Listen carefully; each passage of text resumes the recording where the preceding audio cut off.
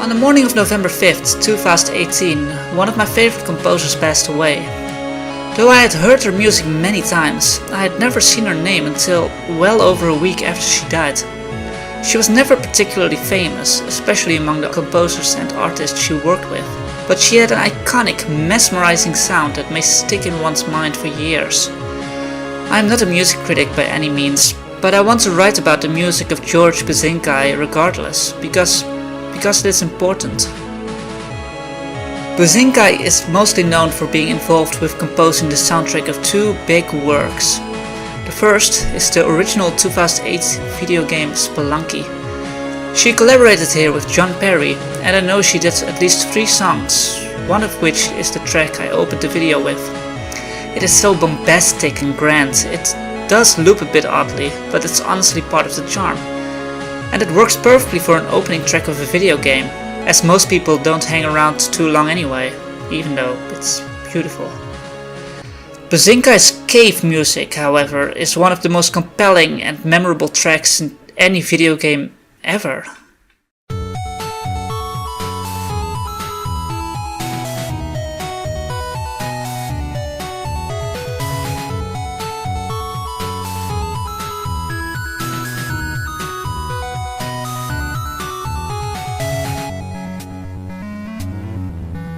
I have no idea when I first heard the Caves track from Spelunky Classic. The first time I remember hearing it, 2 or so years ago, it overwhelmed me with a sense of intense nostalgia, as though I had heard the song every happy day of my childhood.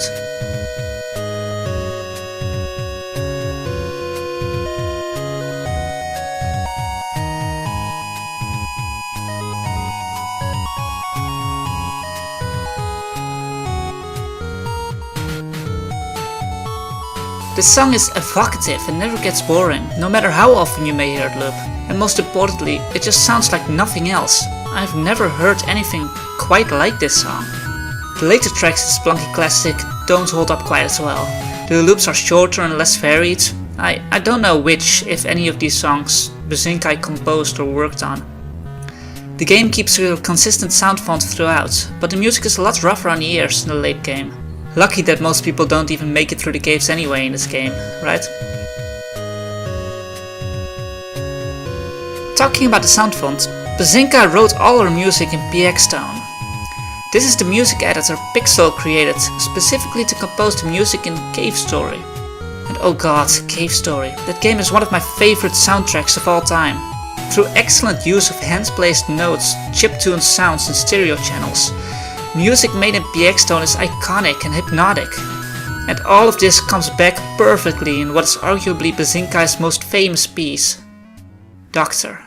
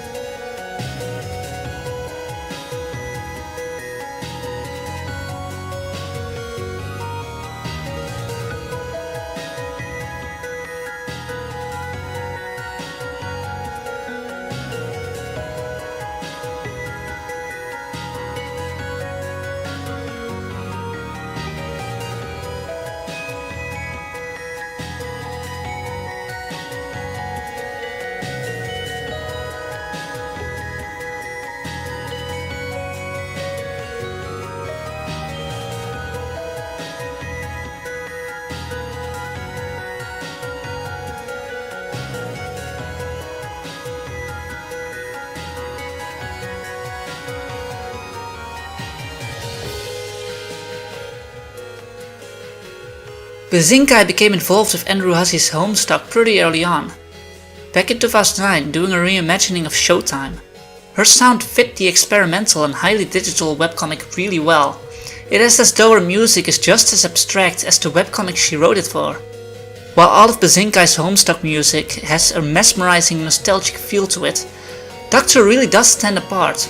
it was used for Homestuck's first really big walk-around game part, as the lead character first explores his land. This is a key moment in the story, as this page is what has to sell the adventure aspect that makes the world of Homestuck so appealing. As our character John is walking across the land defined by wind, shade, metal pipes, glowing trees, fireflies and salamanders, the music sets the mood. The hand-placed stereo piano notes, which are practically impossible to play for any human, let alone mix in the way Buzinkai did, establishes the magic of the world. It represents the glowing mushrooms and the fireflies. Buzinkai likely had no idea what Hussey needed for his story, mind. In fact, Andrew Hussey often based the events of his flash pages on the music that was made available to him. This allows the music and visuals to synergize as it does.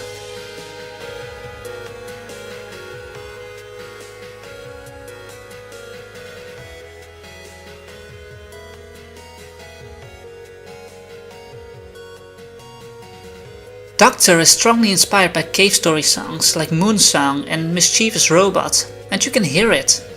It is named after the main villain of the game, after all. The song has been remixed over a dozen times by the Homestuck music team alone. Solatris stated that Doctor indirectly got him involved with the music team in general, and Shadowlift, upon hearing about Buzinkai's death, wrote, "Playing through S Act 4 for the first time in November 2010 is an experience that will stick with me for the rest of my life."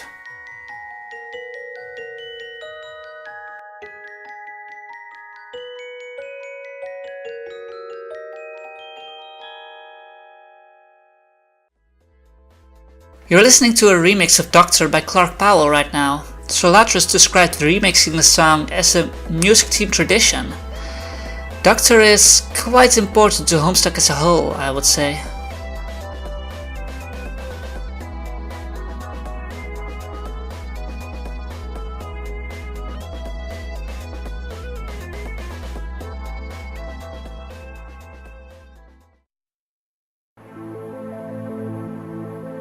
But Bazinga has done a few songs for the Homestuck soundtrack, and I would be amiss not to play at least one more of them.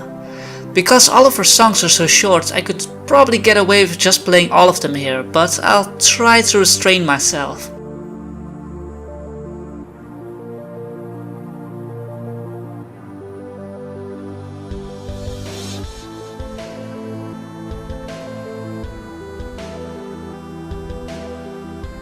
Bazinga's work on Explore particularly impacted the direction of Homestuck and its music, so I couldn't possibly exclude it.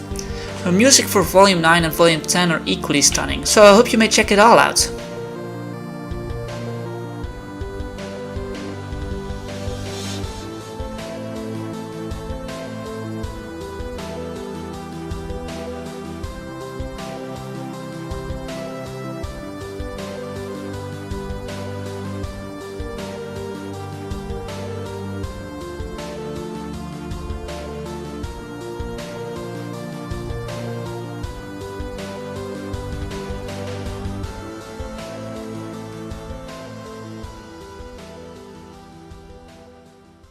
Buzinkai also composed music outside of the Homestuck music team.